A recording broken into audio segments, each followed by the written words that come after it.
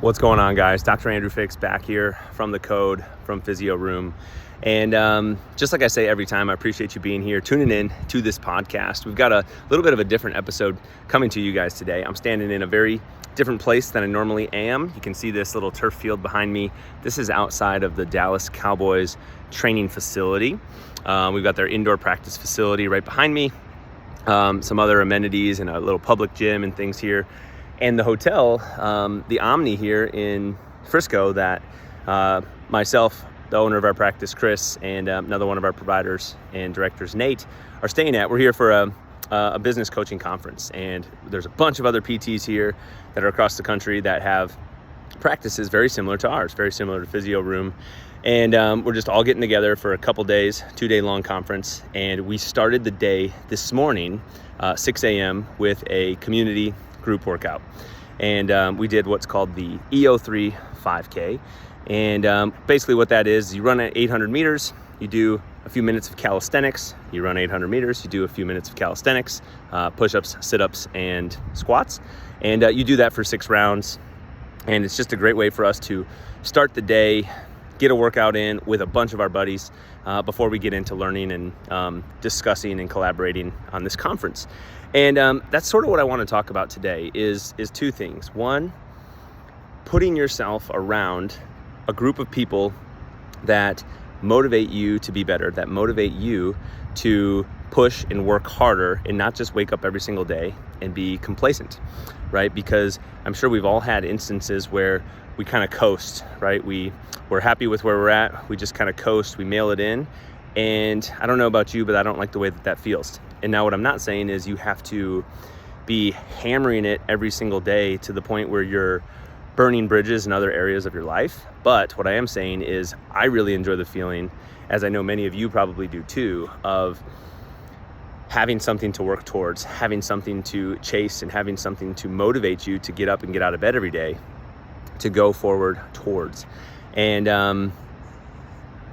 I don't know, there's no better feeling than like being around a bunch of people that motivate you to be better. And I don't like also being the, like the smartest person in the room. I want other people that are there that I'm emulating, I'm looking up to, I'm trying to achieve the things that they've achieved and soak up like a sponge as much information and knowledge and learning as I can. And then back to the workout part, right? So we had this workout this morning between 6 and 7.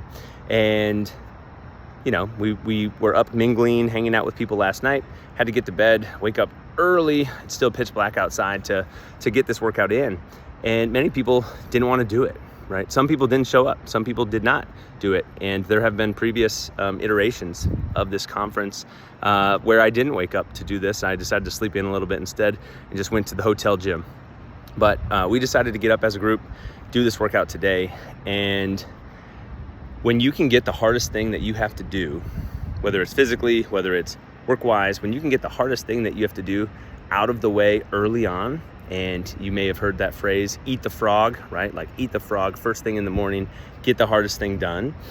It really starts a domino effect or a snowball effect in a positive way for the rest of your day, right? It really helps you from a motivation standpoint, from a mindset standpoint.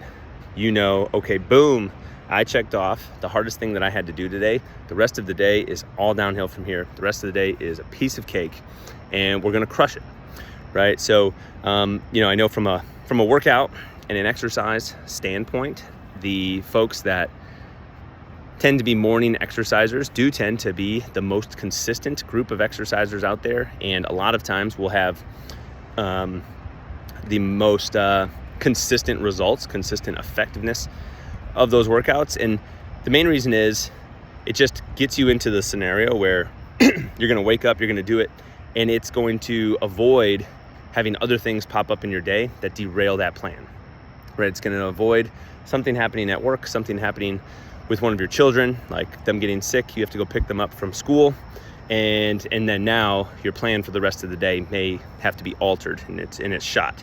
Well, if you got your workout in first thing in the morning, well, all right, I'm done. I got that done, and the other things in my day are what's going to have to get modified, but I got my workout in. Now, I used to be that person. I used to be the morning exerciser. Today was a little bit of an exception for me. I don't do it in the morning as often anymore. Those of you that know me from the clinic may know that I like to work out during that lunchtime hour. I like to get my workout in the middle of the day and have a little bit slower start to my morning. But who knows? That may change in the future, because regardless of what time it happens in the day, like many of you listening to this, it's something that we're going to find a way to get it in anyways. So, but if it is in the morning, you do decrease the chances that something happens throughout the day that derails that plan for you. So in an effort to keep this one brief today and let you guys move on with the rest of your day, just remember to put yourself around people that hold you accountable to the things that you said you wanted to do, to the things that you said you were going to do, whether that's at work, whether that's in your personal life, whether that's fitness here like this today. Get around a group of people that are going to motivate you to get up, to do it, to lace your shoes up, or to roll your sleeves up at work and get the things done that you said you were going to do and hold you accountable. And we know it's easier when we have partners and other people there that are counting on us to show up. And then start your day with whatever the hardest tasks are that you have to do, whether it's the night before or whether it's the morning of. Make yourself a list of hey, here are the 3 or 4, however many things that I need to get done today, and prioritize that list and knock them off in order, right? What's the biggest, most important thing that you need to get done today, and do that thing first so that you get that one out of the way. And that way, no matter what happens the rest of the day, even if you don't get those other things on your little itemized list done, you know you got the most important one done and out of the way, and you're going to feel good about that, and you can kick the can forward and bring those other things onto the list for the next day. So again, for all of you that tuned in to listen to this episode of The Code, I really appreciate your time.